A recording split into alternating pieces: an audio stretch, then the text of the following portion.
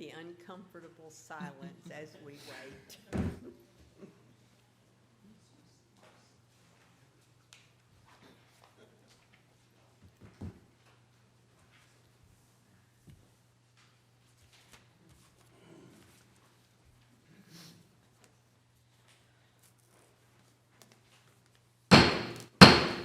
The time is 6 p.m. and the regular meeting of the Denison City Council is now in session.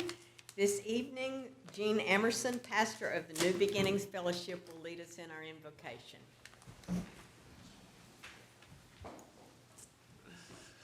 Join me in prayer.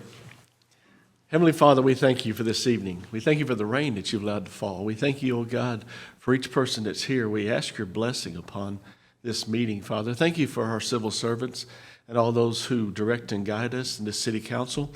We pray that your presence be here, that your kingdom come, your will be done here in this midst. And we ask you, O God, your blessing over us this evening. So thank you, Father. Bless you in Jesus' name. Amen. If you'll join us in the pledge, please. I pledge allegiance to the flag of the United States of America and to the republic for which it stands, one nation, under God, indivisible, with liberty and justice for all. Honor the Texas flag. I pledge allegiance to thee, Texas, one state, under God, one and indivisible.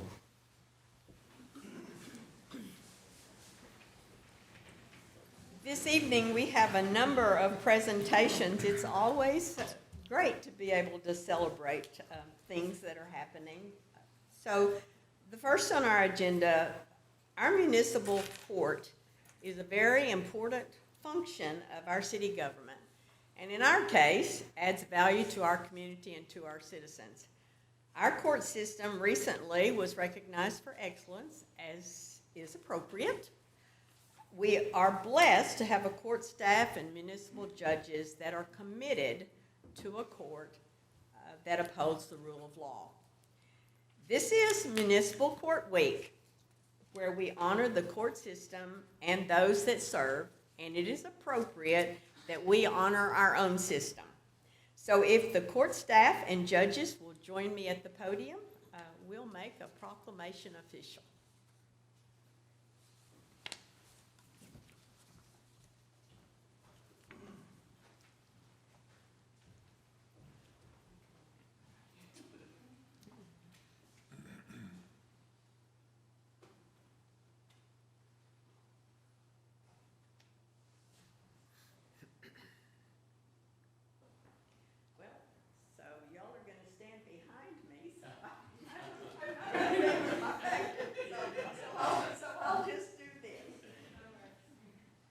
Whereas the City of Denison has hosted the Denison Municipal Court since April the 26th, 1920. The Denison Municipal Court is a state court and its judges are members of the state judiciary. While Denison municipal judges are not policymakers for the City of Denison, they are bound by the law and the canons of judicial conduct and are required to make decisions independent of the governing body and of the city council, city officials, and employees.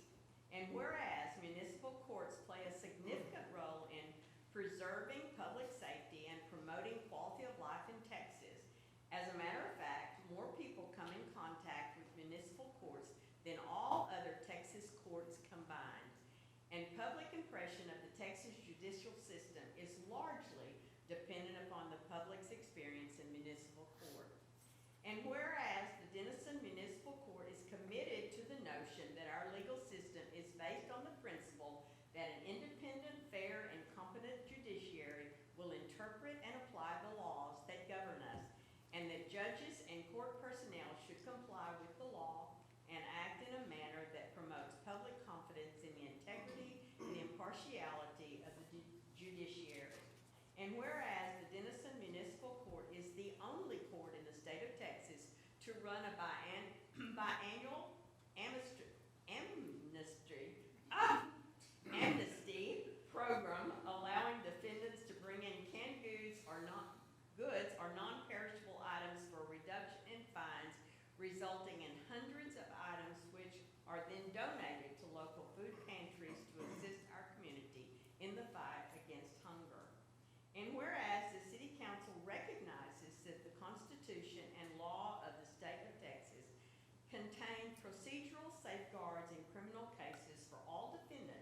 including indigent defendants, and supports the Denison Municipal Court in complying with such legal requirements. Now therefore I, Janet Gott, Mayor of the City of Denison, and on behalf of the entire City Council, extend appreciation to our Denison municipal judges, prosecutors, city marshals, and court personnel for the vital services they perform and their exemplary dedication to our community by proclaiming the week of November 7th through 11th, 2022 as Municipal Court Week. In witness hereof, I have hereunto set my hand and caused the seal of the City of Denison to be affixed on this, the 7th day of November, 2022. Signed, Janet Gott, Mayor, Denison, Texas.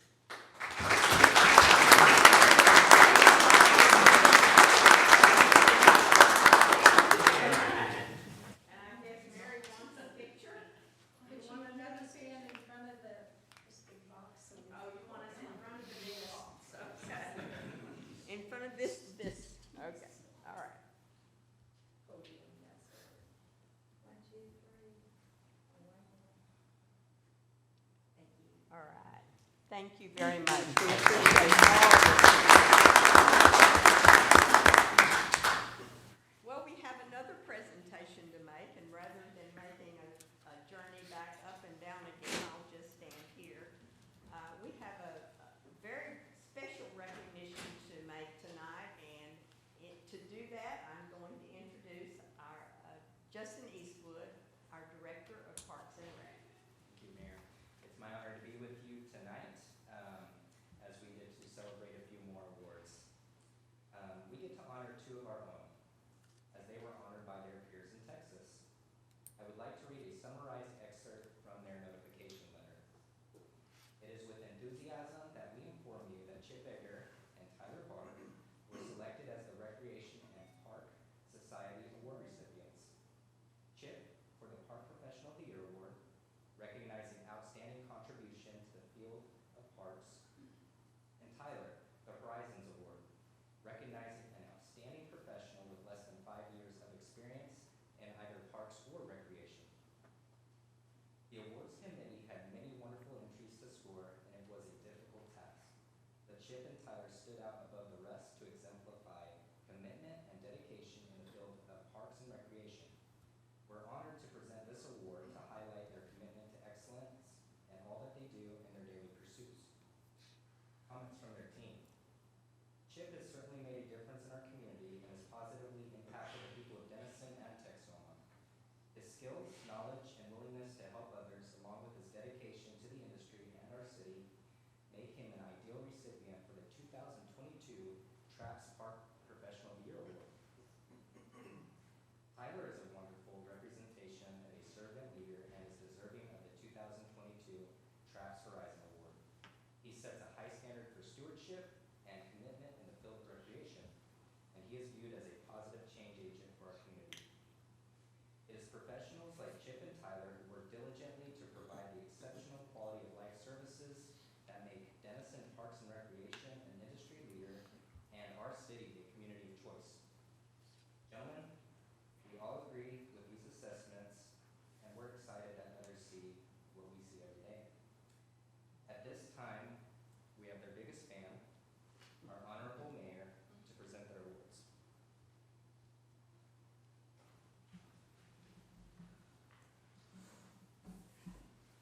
Gentlemen, there's nothing better than being honored for getting to do what you love to do.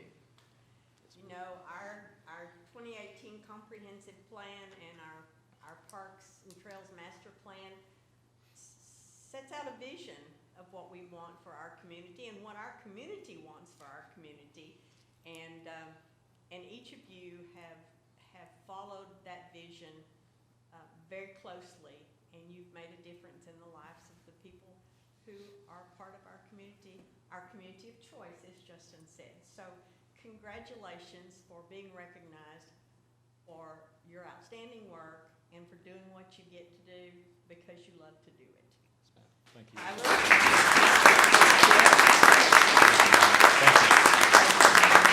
Thank you very much.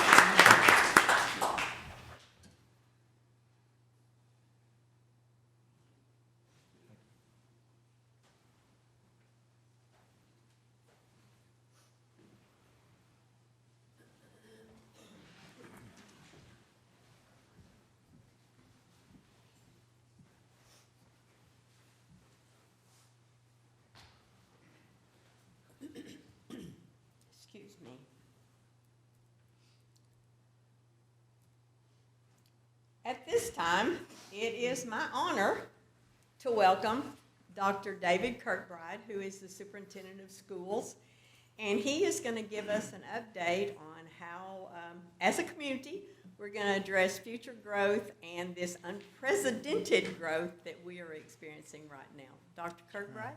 Thank you, Mayor Gott, Council.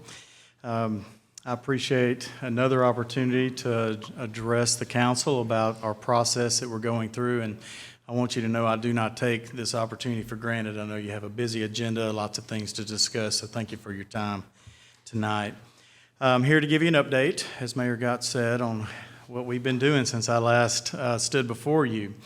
I'm kind of embarrassed to say I stood before you on September 6th with the promise that I would come back a time or two, and it's just now November 7th and that I'm coming back to you guys. So there's a lot that's going on. Time has just slipped away very, very quickly. We have met 6 times since I last addressed the council. We have our 9th meeting tomorrow evening at Hyde Park Elementary. Just as a quick reminder that we have a 42-person committee that consists of a cross-section of our community.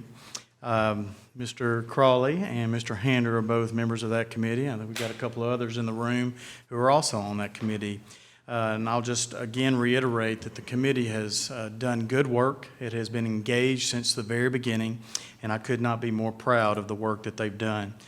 Another quick reminder that their task was a 10-year comprehensive study of the facility needs of the district, broken into 1 to 2 years our immediate needs, 3 to 5 years our intermediate needs, and then our long-term needs, 6 to 10 years. We brought in Bobby Atterbury and Tony Kai, and they presented, this is back at the beginning of the process, developments, current and future and projected developments here in the city. We also had our demographers from Templeton, now called Zonda, came in and presented our enrollment forecast for 10 years, presented some information to us. And then we began to look at our framework for learning and teaching and learning in the district, our grade configurations, the size of our schools.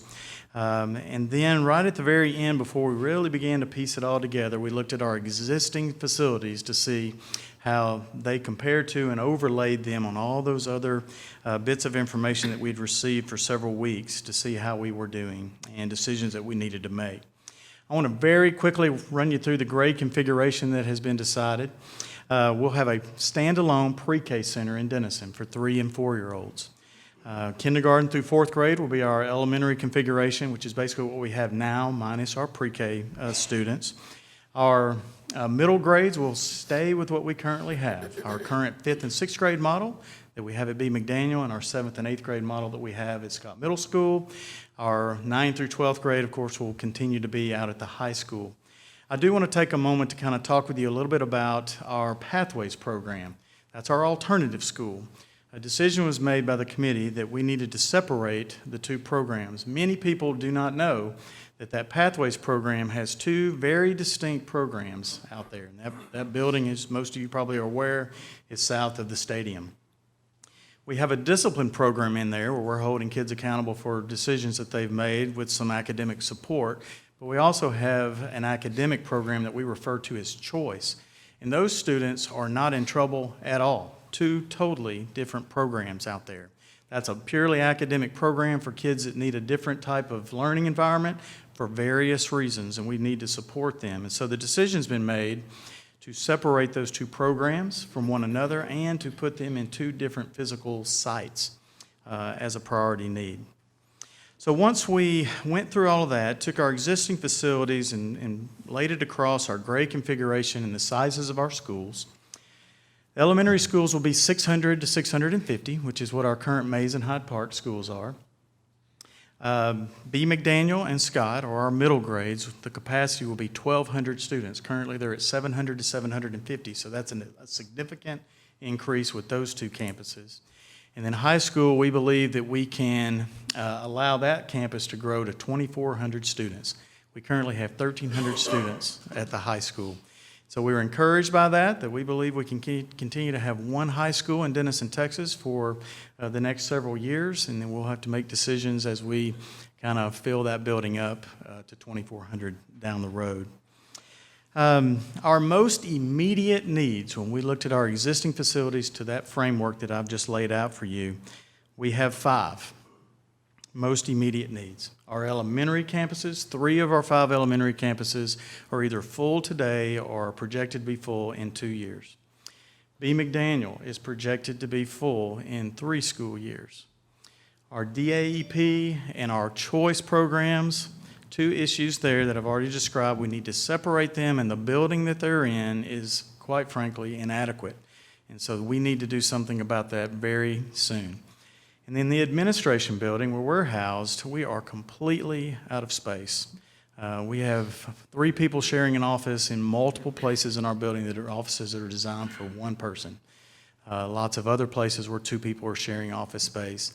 We have no room to grow, and everything that we're doing is based on anticipated growth. So those are our 5 top priorities: elementary, B. McDaniel, DAP, choice, and the administration building. So I want to talk very quickly with you about some solutions and some decisions that the committee has made, and I want to offer 2 disclaimers as I do that.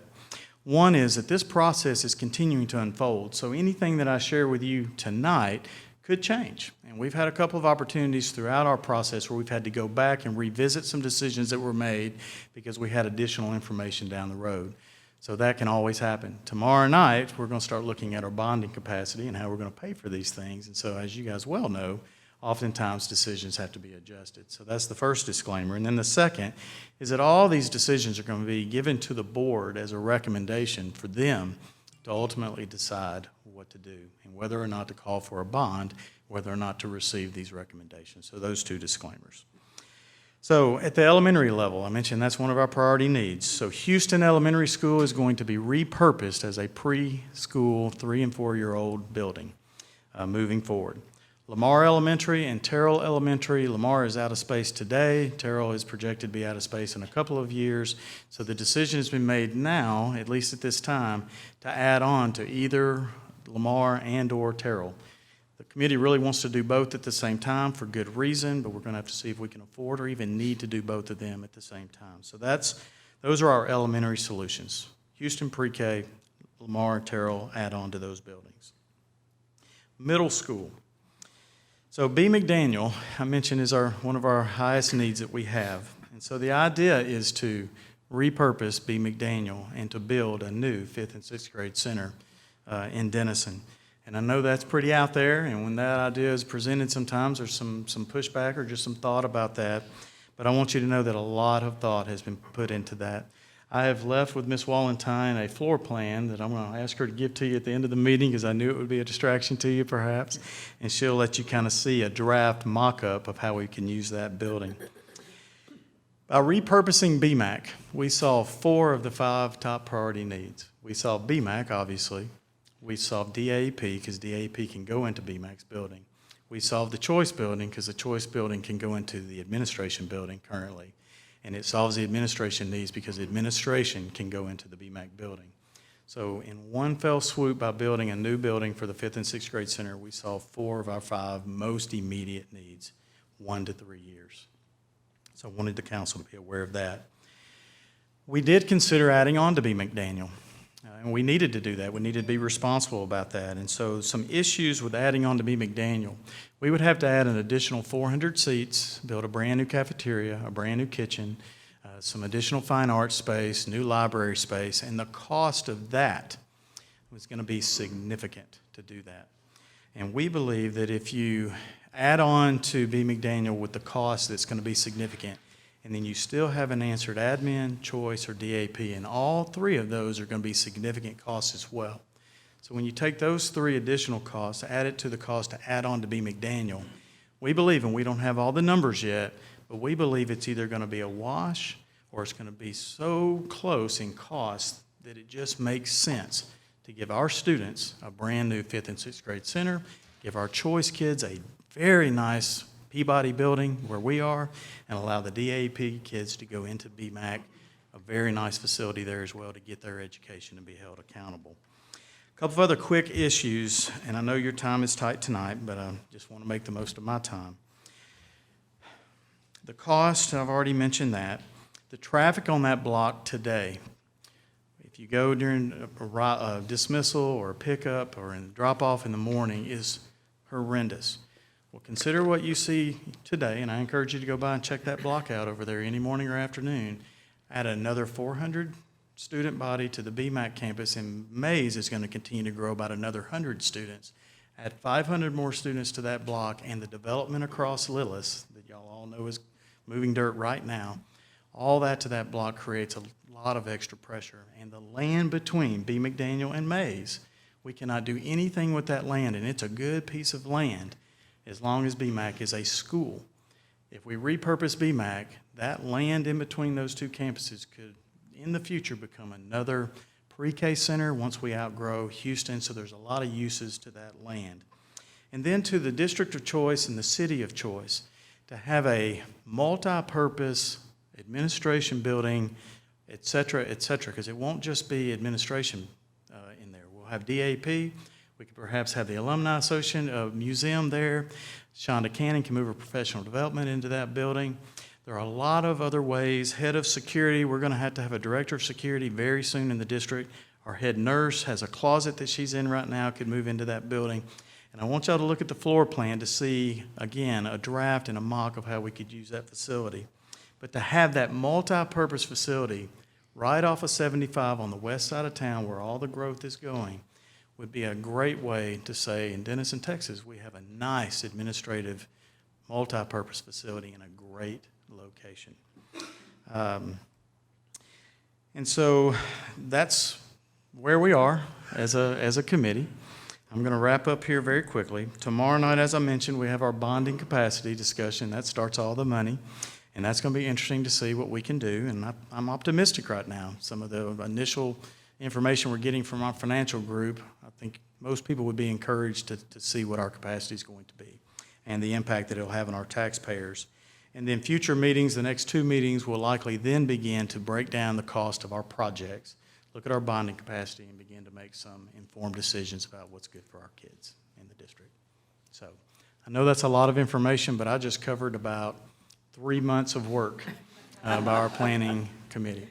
I'm glad to answer any questions if you have them, and I'm always a phone call away, and my door is always open at the administration building.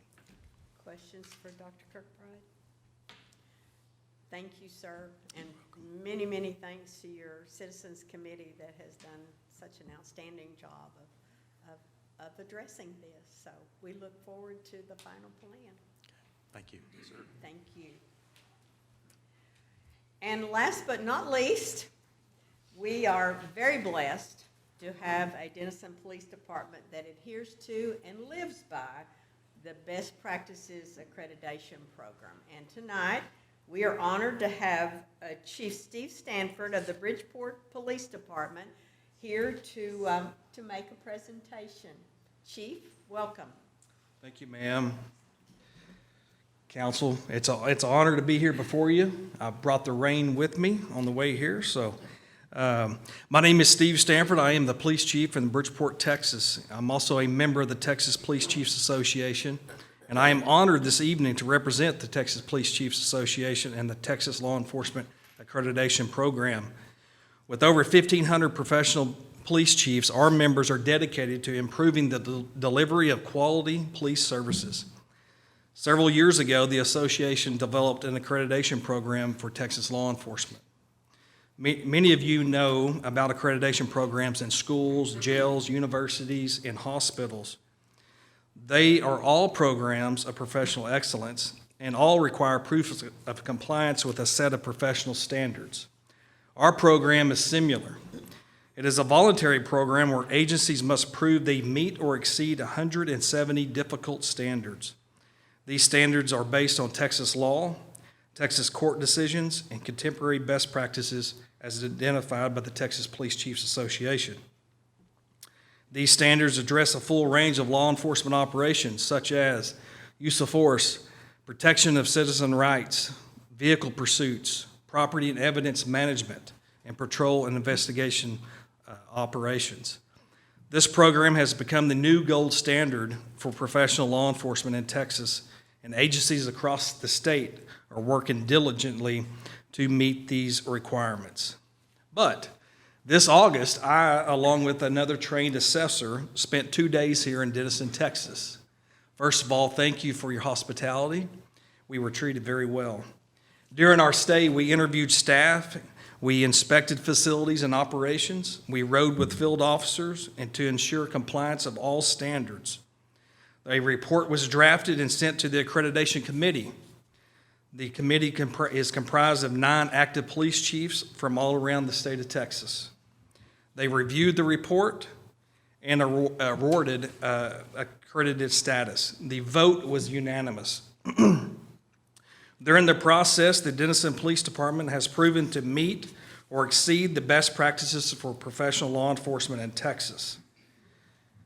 Listen up here. With 2,700 police departments in the state of Texas, there is less than 200 that are accredited. There's far fewer that are reaccredited.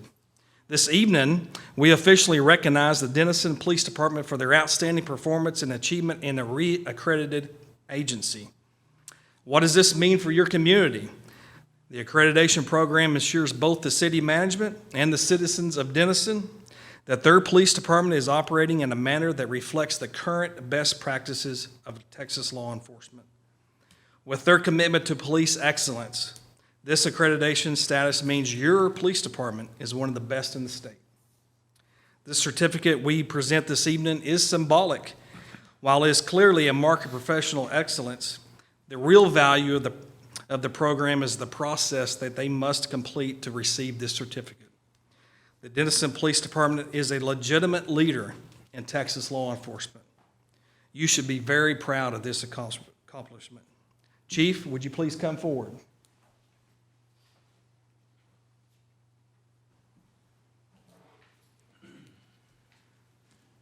From the Texas Police Chiefs Association, I want to congratulate you on the outstanding performance.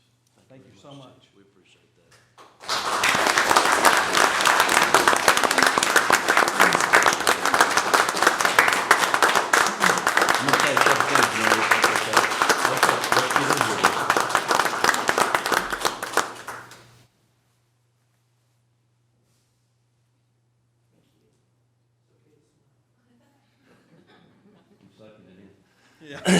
I want to say just a couple of things. First of all, I want to thank Chief Stanford. He made a 3-hour round trip to be with us tonight, brought his beautiful wife.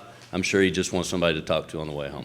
So I do want to tell you that this was a team effort, and we take this very seriously, and it means a lot to be reaccredited for us. But I do want to recognize Chief Clapp and Chief Morey, but also Chris Nordoff, our lieutenant. He was the project manager and did a lot of this stuff that takes a lot of time and is very tedious, and we're very proud of the work he did. But thank you all for this, and thank you for the recognition, Chief. We appreciate it. Thank you. Well done.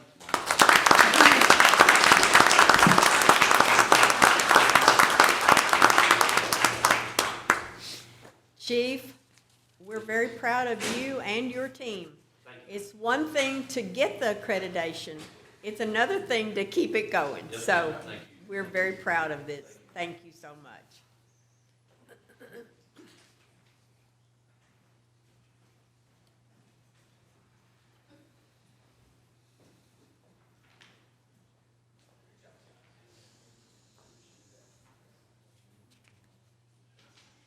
At this point in every meeting, we set aside time that any citizen may speak on any action item on the agenda. In order to speak, you must fill out a request to speak card before we reach this point. Ms. Wallenstein, are there any requests to speak cards? There being none, there will be no public comments. Item 4, the consent agenda. Mayor, I move to approve the consent agenda as presented. Second. There is a motion by Mayor Pro Tem Crawley and a second by Councilmember Courtright. All those in favor, please say aye. Aye. Opposed, same sign. The motion carries. Item 5A, receive a report, hold a discussion, conduct a public hearing, and take action on an ordinance to abandon the right-of-way within the Eisenhower birthplace consisting of street and alley sections of Lamar Avenue, West Shepherd Street, and West Day Street, case number 100 ROW. Ms. York. Good evening, Mayor and Council. Tonight, the applicant has requested that the city abandon right-of-way for property located within the Dwight D. Eisenhower birthplace. This applicant was the Texas Historical Commission, and they obtained or took over ownership of the Dwight D. Eisenhower birthplace in 2008. The applicant is requesting that we abandon portions of, or sections, I'm sorry, of Lamar Avenue, West Shepherd Street, West State Street, and adjacent alleys. All of the requested right-of-way and alley are within that site. Abandonment of those right-of-ways and alleys will allow the site to move forward with some planned developments that they have had in the motion for a couple of years now. We first met with them back in 2021, but I do believe that they've been trying to move forward with these planned developments for a couple of years. I will state that while the applicant has provided the required appraisal of the right-of-way and alleys, as the THC is a part of the state of Texas, the applicant has requested that we forego the appraisal as they have the eminent domain ability. And I'm present for any questions that you may have, and so is the applicant. Questions for Ms. York? This is a public hearing. Is there anyone here wishing to speak on behalf of this agenda item? Would you state your name and address for the record, please, sir? Certainly. Good evening, Mayor and council members. I am Kurt Chakowski, and I live at 1419 West Woodard. That's the address of the former four-time Denison Mayor, Alexander Sandy Atchison, back in the late 1800s and early 1900s. We live in the home that was built by W.L. Peterson, the 40-year president of the State National Bank of Denison, whose site we are now sitting and standing. I am a historian of little note, but I was involved in providing the military background that accompanied the great work by Councilman Hander, former Councilman Racy Guess, Citizen Josh Massey, in the supporting and the development of the Tuskegee Airman Major Jewel Butler Sr.'s mural, just a street and a half behind us here. I rise in support of this agenda item as a minor historiographer of this city and all the goodness that it represents. Ike's birthplace, as detailed in your packet, was transferred, as you heard, from the city of Denison to the Texas Historical Commission in 2008 and became the Eisenhower Birthplace State Historic Site. It's become a major historic and commercial draw for tourists from around the world as well as from the state of Texas. It is a tremendous compliment to the Eisenhower Veterans Memorial, located just outside the Frontier Village entrance. And it's time to make this visitor destination all that it could be to appropriately monitor and appropriately honor a foremost birth son of our city. John Akers, who represents the Texas Historical Commission, he is also the site director of the Birthplace State Historic Site, is also a historian of great note. He's the current treasurer of the Grayson County Historical Commission and has been diligently working on this project for over 10 years. His exceedingly detailed informational proposal is included in your packet, and while this initiative does require the city to abandon any and all claims of the rights-of-way of portions of the avenues so listed and the adjacent alleyways, the improvements to our city's own former president and one of the very few five-star military leaders of our military, his historic birth site more than makes up for the current value of these right-of-ways as they are utilized today or planned for the future. John's done a tremendous informative workup both on the historical significance as well as on the planned improvements to the site. It's also interesting to note some of the luminaries involved with the Eisenhower Birthplace Capital Improvements Project Advisory Committee, as you can note on page either 108 or 111, depending upon your packet. And I note, as stated, that both the Planning and Zoning Committee as well as staff our excellent staff are both in favor of this project as presented.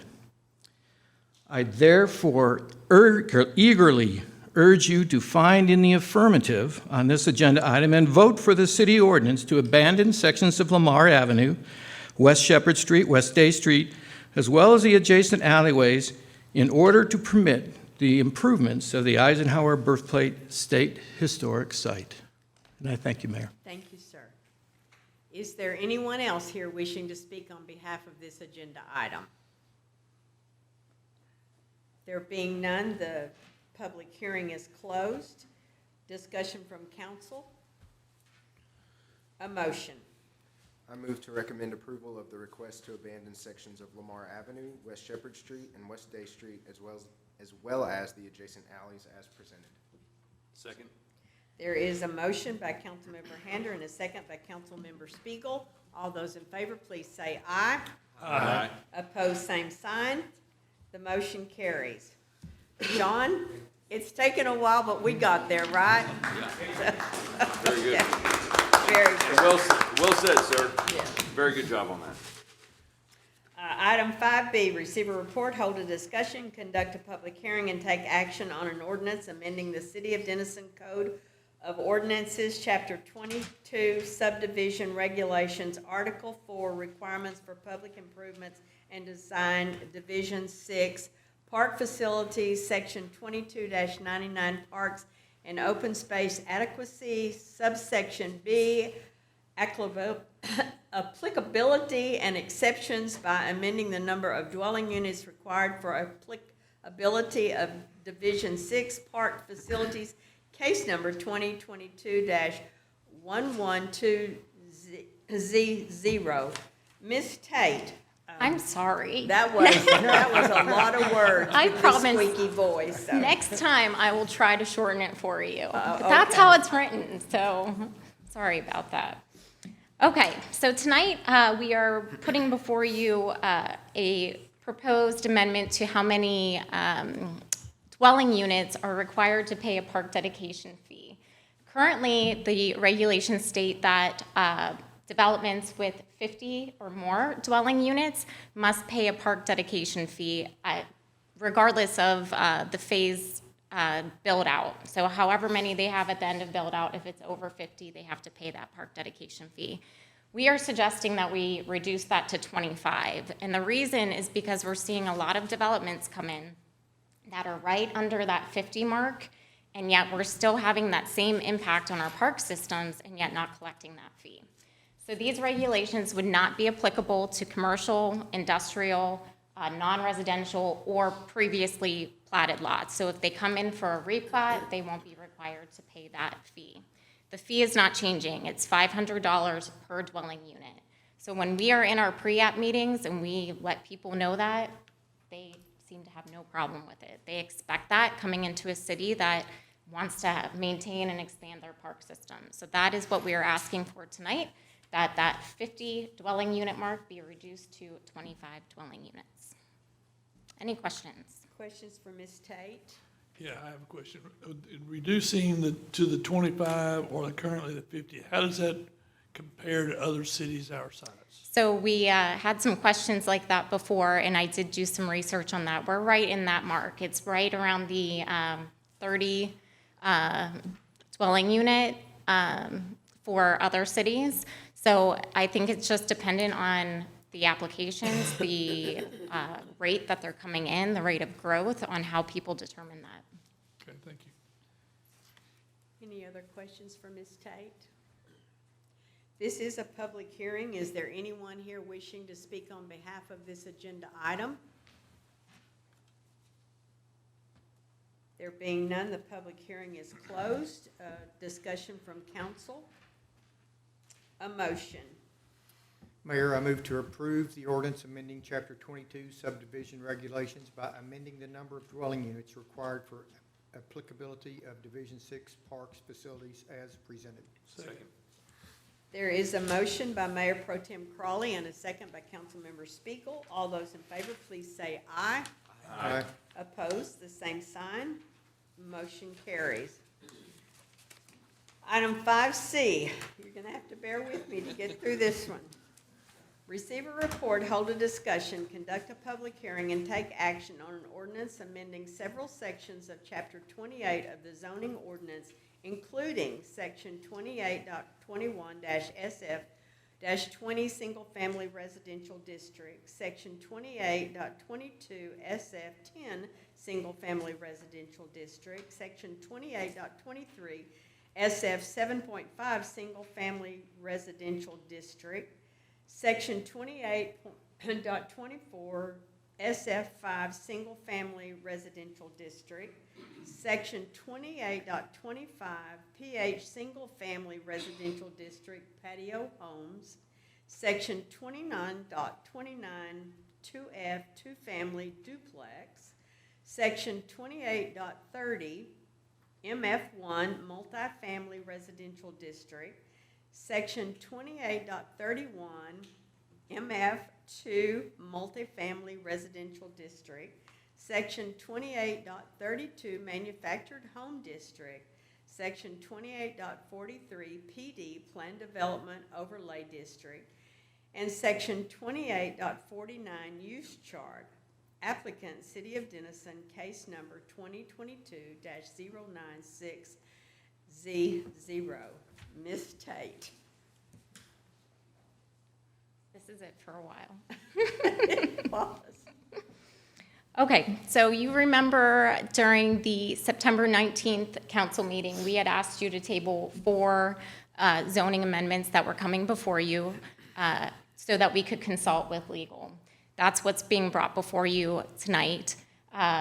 P&Z approved and made those recommendations to you all during their last meeting, so we will go through each of those now. The first was to remove duplexes and townhouses as allowed uses in the MF1 and MF2 multifamily residential zoning districts. This is one that we really wanted some consultation from our legal staff. And after doing so, we are making a recommendation that clarifies that duplexes and townhouses built in the MF1 and MF2 districts meet the specific requirements of those zoning districts. This provision is in the current regulations, but it is not clear that it applies to lots of record that are already platted or smaller than would be required by the 2F and townhouse zoning districts.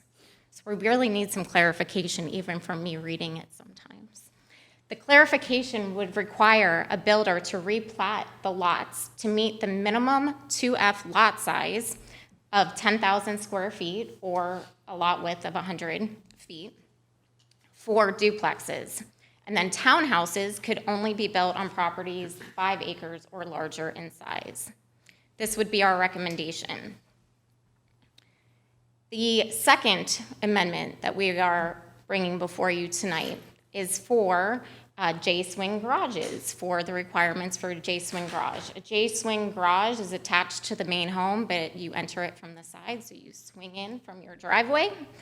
The garage doors do not face the street, and our amendment would suggest that we have a further reduction in the front yard setback to 15 feet to allow for that J-swing garage.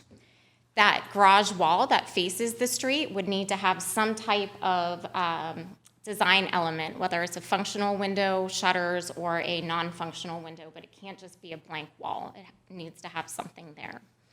This would apply to all of the single-family zoning districts, as well as the 2-family duplex district. The third amendment that we are bringing before you is for the PD developments. We are looking to establish an architectural control committee and requiring them to submit a pattern book. This would be for planned development districts that are 25 acres or larger. And what we're looking for is to make sure that we have some variation in the elevations of the homes. So we're looking for at least a minimum of 4 different elevation or at least 4 different patterns.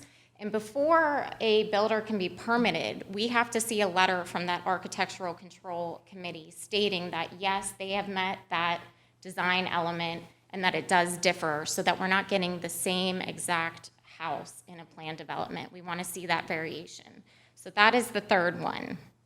They can make minor amendments, and it would just be a minor amendment to the planned development district. But they do have to have those standard things in place that we are requiring. Some of those design requirements are roof pitch, and then again, the 4 distinct elevations. That could range from windows, doors, some of the porches, the number of stories, and other elements as approved by the Architectural Control Committee. Okay, the last one is for manufactured home zoning districts. And this one is to really just standardize the regulations. We are seeing some areas of our ordinances that are conflicting, and so we're just really trying to make sure that everything reads the same way. So we are trying to standardize the requirements regardless of whether the manufactured home parks lots are leased or individually owned. Major changes would increase the lot space from 35 feet to 50 feet, giving each lot a little bit more room, and increasing the minimum floor area of a manufactured home from 400 square feet to 1,000 square feet. So that's a significant difference. And a reduction in the maximum size of a manufactured home district from 35 acres to 20 acres. Right now, we have 2 properties currently within the city with the MH zoning. One is developed as a manufactured home park and the other is vacant. This would just help us in the future development of manufactured home parks and standardize that language, as I said before. Questions for Ms. Tate? This is a public hearing. Is there anyone here wishing to speak on behalf of this agenda item? There being none, the public hearing is closed. Discussion from council. Mayor, I appreciate all the work on this. I know it takes a lot of time to do that. Absolutely. A motion? Mayor, I move to approve the proposed amendments to the following sections of the zoning ordinance as presented. Section 28.21-SF20, single-family residential district. Section 28.22 SF10, single-family residential district. Section 28.23 SF7.5, single-family residential district. Section 28.24, single-family 5, single-family residential district. Section 28.25 PH, single-family residential district patio homes. Section 29.29 2F, two-family duplex. Section 28.30 MF1, multifamily residential district. Section 28.31 multifamily 2, multifamily residential district. Section 28.32 manufactured home district. Section 28.43 PD, planned development overlay district. And Section 28.49 use chart. Second. Is that you, Councilmember Hendry? There is a motion by Mayor Pro Tem Crawley and a second by Councilmember Hander. All those in favor, please say aye. Aye. Opposed, same sign. The motion carries. I just want to congratulate everybody that got through that. That was a challenge, Mary.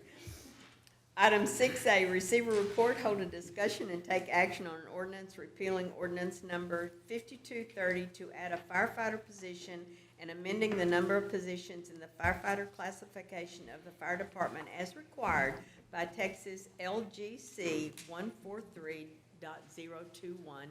Chief Jacks. Good evening. It's been a while since I've been up here to talk to y'all. Everyone's looking well. Tonight I'm asking for the approval to amend the ordinance to increase the number of firefighter positions by 1.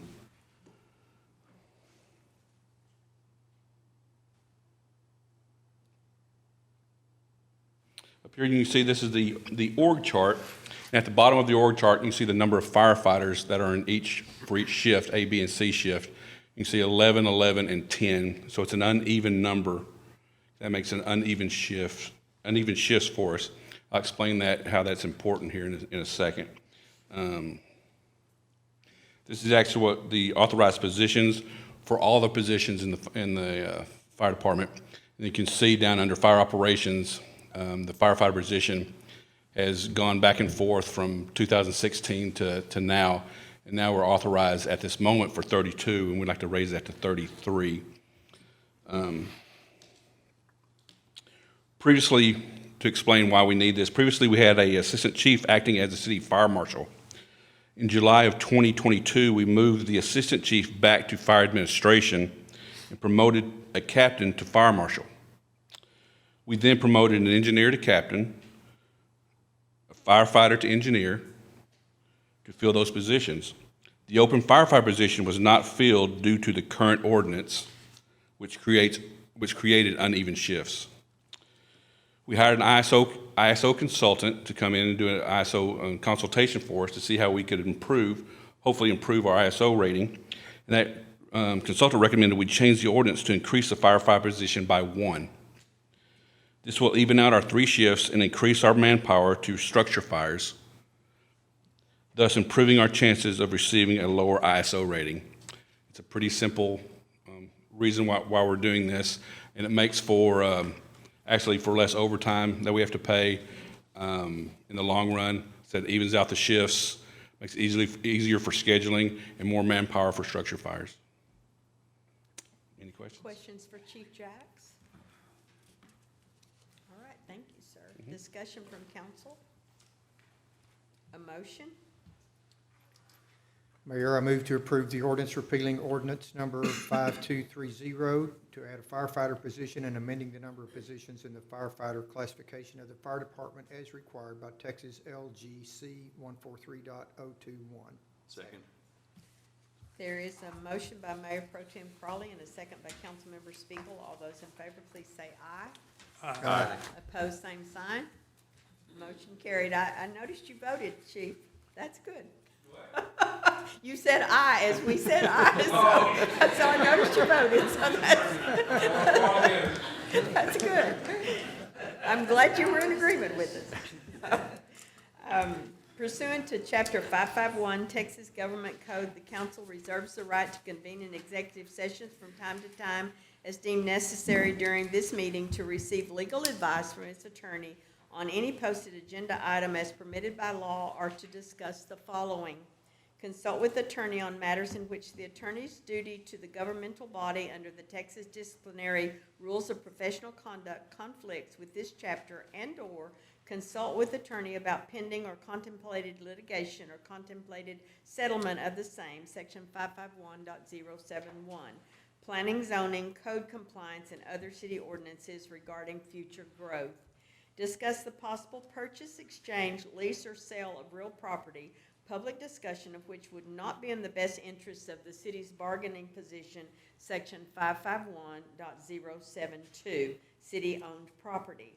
Discuss the appointment, employment, evaluation, reassignment of duties, discipline, or dismissal of, or to hear a complaint against a public officer or employee, section 551.074, city attorney review.